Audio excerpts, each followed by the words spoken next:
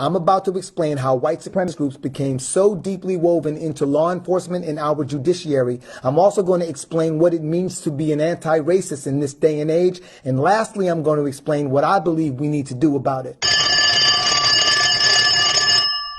What up, y'all? My name is Romany Malco. I am the founder of the PEP, and today we will be discussing white supremacy within our law enforcement and judicial system. My goal is to give you a better understanding of what we as an anti-racist population are actually up against in hopes that it might help us devise the meaningful strategies to dismantle what I believe to be the most dangerous terrorist organization in the United States of America. In the event that this video was taken down, please request an invite to peprequest.com, where I will give you a link to a Google Doc so that you can download this video to your own device and upload it at will. Write that down right now, peprequest.com. We start with Larissa Moore and 4 of her law school colleagues. They did an investigation of the unsolved civil rights murders from 1946 to 1969. This investigation was done through a Syracuse University program called the Cold Case Justice Initiative. A very important piece of information that was uncovered during this investigation but has never been addressed by our government was that during the civil rights movement, one of the first orders issued to KKK members was to infiltrate law enforcement. They found hundreds of people who were victim of either police killings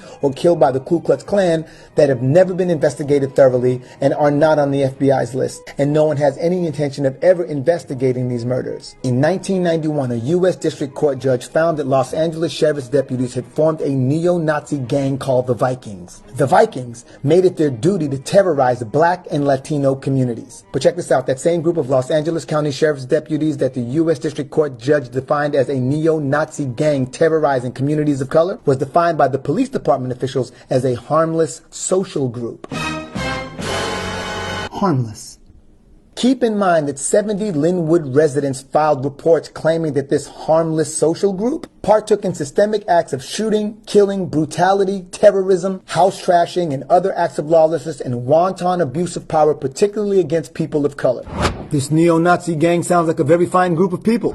Here's another one. John Berg, a Chicago police detective who supposedly had ties to the KKK. I could not find a document or a photo to confirm his ties to the KKK, but I had to mention it, being that it was mentioned in a court of law. Starting in 1989, this dude was in and out of court for the torturing of black men in Chicago. Not just him, there was an entire gang of Chicago detectives who worked under him. He was the ringleader. Hold up now, you can't just say torture. Torture can mean a lot of things. My wife and kids torture me. What do you mean by torture?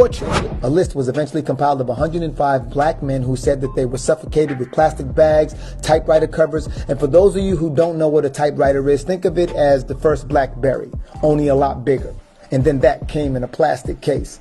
Never mind.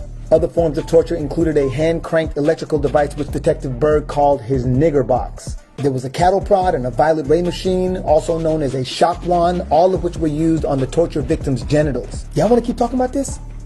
In addition, Detective John Berg would beat black men and teenagers into making false rape and murder confessions for which they would be convicted. But guess what happens in 1993? Detective John Berg gets taken to court again.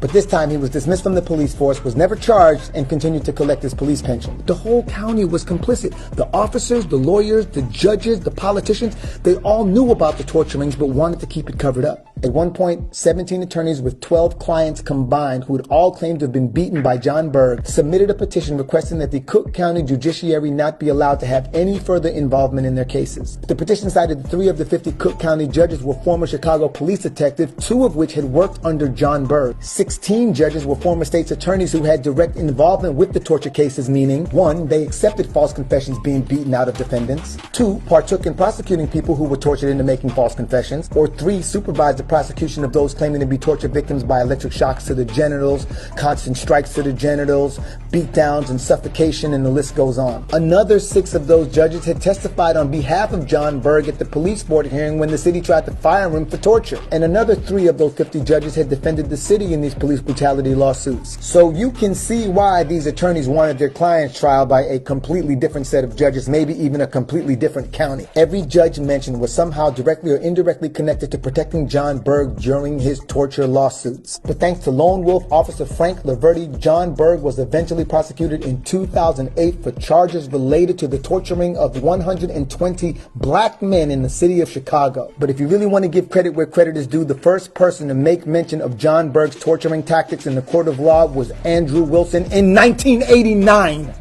In 2006, an FBI intelligence assessment titled White Supremacist Infiltration of Law Enforcement stated that white supremacist groups were infiltrating law enforcement communities, and that white supremacists in authoritative positions of law enforcement were seeking to recruit more white supremacists into law enforcement. This was during the Bush administration, so upon receiving these reports, the government immediately launched an attack on Iraq. I'm just kidding. And before Democrats get up on their high horses, I want you to know that both parties have received these types of reports from the FBI and other intelligence agencies, and both parties have opted to do nothing. Even skinheads were encouraging their members to become ghost skins of law enforcement. So to be clear, when a skinhead encourages members to become ghost skins, and I am quoting the FBI verbatim here, ghost skins are those who avoid overt displays of their beliefs to blend into society and covertly advance white supremacist causes. And that, my friend, is what you call a terrorist in a public servant's uniform. In 2015, a classified FBI counterterrorism policy guide obtained by The Intercept stated that domestic terrorism investigations focused on militia extremists, white supremacist extremists, and sovereign citizens extremists often have identified active links to law enforcement officers. In 2019, while house hunting, a couple found a framed Ku Klux Klan application along with a bunch of other white supremacy paraphernalia while doing a walkthrough of a house that was for sale. Guess who the house belonged to? Officer Charles Anderson of the Michigan Muskegon Police Department. And guess what? Just 10 years prior, Officer Anderson shot Julius Johnson, an unarmed black man, and was relieved of any wrongdoing. Well, the house hunters took a picture of this white supremacist paraphernalia and posted it on the internet. That went viral, and the Muskegon Police Department started getting tons of phone calls. As a result, Officer Anderson was placed on administrative leave for being in possession of certain items associated with the white supremacist group. And that pretty much ended his 20-year career. He'd been on the force for 20 years. Another report exposes hundreds of active duty and retired law enforcement officers across the United States are members of Confederate sympathizing and anti-Islam online militia groups. Studies have shown that there are thousands of active duty and retired law enforcement officers frequently engaging and contributing to online hate groups. By the way, these statistics were tracked by the Center for Investigative Reporting, and they say that these law enforcement officers are explicitly racist in these Facebook groups, yet they face no repercussions. In 2016, 14 San Francisco police officers got caught sending one another these racist texts. Some of them read white power, and some of them read all fucking niggers must hang, and yet most of them remained on the force. When asked about the presence of white supremacists in law enforcement, Norm Stamper, a former chief of the Seattle Police Department, stated, "There are police agencies throughout the South and beyond that come from that tradition." And he also went on to say that when they get fired for misconduct, they usually end up being rehired by another police department. Coal, iron, and railroad companies started leasing black inmates from the sheriff's department as early as 1865. You want to learn more about that? There's a great book titled Slavery by Another Name, The Re-Enslavement of Black Americans from the Civil War to World War II, written by Douglas Blackman. There are good cops out there, but we need to purge the precincts for the same reason that we've all been in quarantine. It's because the likelihood of white supremacists contaminating the, 1,300 or so police departments across the United States of America is pretty damn high. I'll even go as far as saying inevitable. At this very moment, hate groups in the USA are at an all-time high. The Southern Poverty Law Center's annual Year in Hate and Extremism report reported 1,020 hate groups in the United States of America. That rise is supposedly due to the backlash of the Obama election. I know I sound like a Debbie Downer, but this is the reality of law enforcement in the United States of America. Many of the people we regard as officers of the law are in fact ghost skins and white supremacists, covertly blending into society to further advance white supremacist causes. On top of that, these ghost skins and white supremacists are being shielded by something called qualified immunity. And qualified immunity basically allows law enforcement and other government officials to violate people's constitutional rights with virtual impunity. Okay, it's not that simple, but in order to prosecute an officer of the law or a government official for violating your constitutional rights, you have to prove that the rights you believe are being violated are established rights by the court of law. So, in other words, you would have to find a case that is identical to your case, and then you would have to take the ruling from that case and use that ruling to prove that the rights that were violated in your case are identical to this established law that came from the ruling of this case. And by doing so, you would then be able to hold law enforcement or a public official accountable.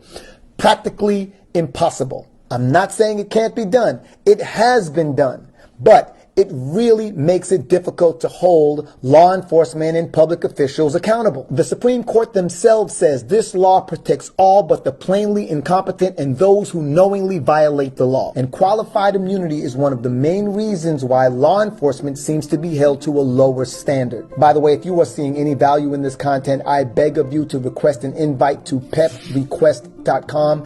That's peprequest.com. PEP stands for the People's Empowerment Platform, and it's how I plan to keep the world informed. To go a step further, President Trump said he was willing to discuss police reform, but qualified immunity was a non-starter. He was not willing to discuss qualified immunity. So let me get this right. Our Supreme Court is knowingly or unknowingly granting qualified immunity to ghost skins and white supremacists who are using law enforcement to covertly advance white supremacist causes. And despite numerous reports from the FBI, the Center for Investigative Reporting, the Southern Poverty Law Center, and even Homeland Security, who's issued their own report of extremists and white supremacists infiltrating law enforcement, our government, both Democrats and Republicans, choose to do absolutely nothing?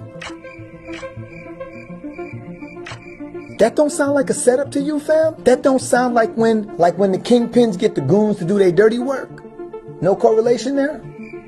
I understand that it is not illegal to be recruited by a hate group. A white supremacist in law enforcement seems to be a major conflict of interest. So think about this. My taxes as a black citizen of the United States of America are being used to pay the salary of a ghost skin who's using law enforcement to advance white supremacist causes. Still don't see the conflict of interest.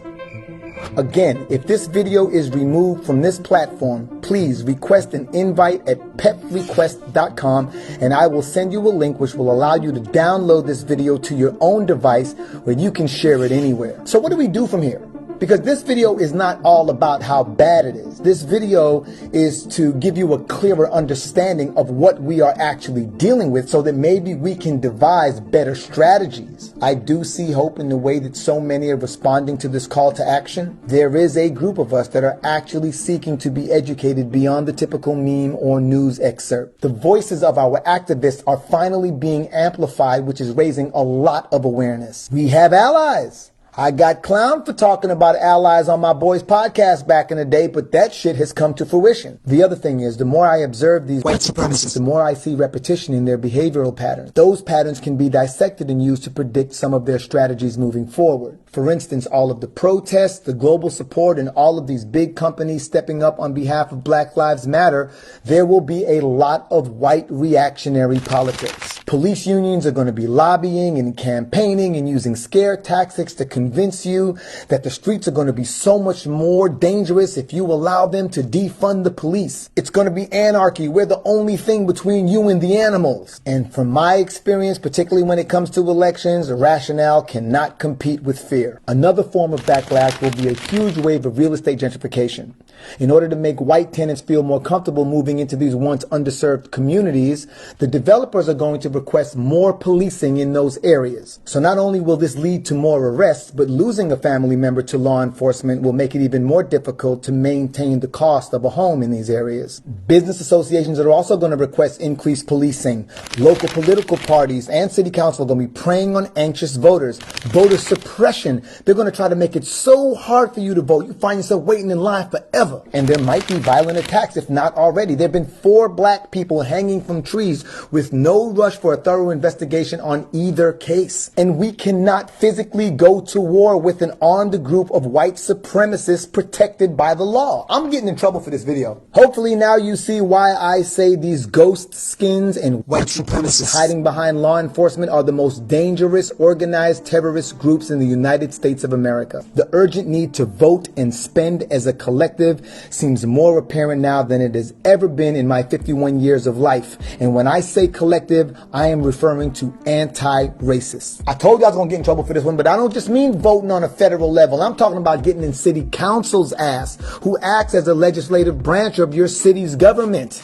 And they are involved in policy making. We need to form our own PACs, political action committees, pool our money together and make these political candidates do the dance like Samuel Jackson in Jungle Fever. Once we find candidates that speak our language, we put our money behind those candidates. And if we're really dope with our PAC, we will run ads and we'll run social media campaigns to help raise awareness about those candidates. We've got to lobby just like the unions, casinos, business associations. And if it all sounds confusing, welcome to the new normal. But we need to learn this shit. And this is the type of education I'm hoping to bring to the people. Again, I beg of you to request an invite at petrequest.com. It's a platform that I created for those who have messages that do not align with the mainstream narrative. And as far as spending goes, we need to find a way to identify anti-racist organizations, because I don't want to give another dollar to a ghost skin or a white supremacist. Sadly, there are people of color who genuinely do not believe that this is their problem. There are people of color who don't understand the sentiment of Black Lives Matter. Furthermore, there are people of color who are genuinely against the anti-racism movement. That could be a byproduct of so many things: colonialism, Stockholm syndrome, self-hate, and the list goes on. Maybe I'm missing something, and I am open to the education. But when I look at this white supremacist-owned conglomerate known as the United States of America, the only true leverage we, as people of color and anti-racists, seem to have within this country is our purchasing power and our right to vote. And we have to leverage those things, but it's time we learn how to leverage them correctly. We have to leverage them as a collective. That's going to take communication, that's going to take tolerance, and that is going to take organization. Yo, dog, we need banks that give non-biased business loans and home loans. Y'all might not know this, but the government of the United States of America has been actively involved in segregating black and white communities since the late 1800s. You want to learn more about that? There's a great book titled The Color of Law by Richard Rothstein. And as always, links and references are always in the description. And it don't stop there. We need our own media. We need our own social media platform. Why do you think I created the PEPs? Because I was getting censored left and right on YouTube, Facebook, Twitter, Instagram. Damn. And I'm dead serious when I say we need a way to be able to identify one another. I don't know if it's a registry or what, but this is going to inform us on where we seek education, how we socialize, where we spend money, how we employ people, where we seek medical attention, and the list goes on. But the most important part of this is we need to organize our communities.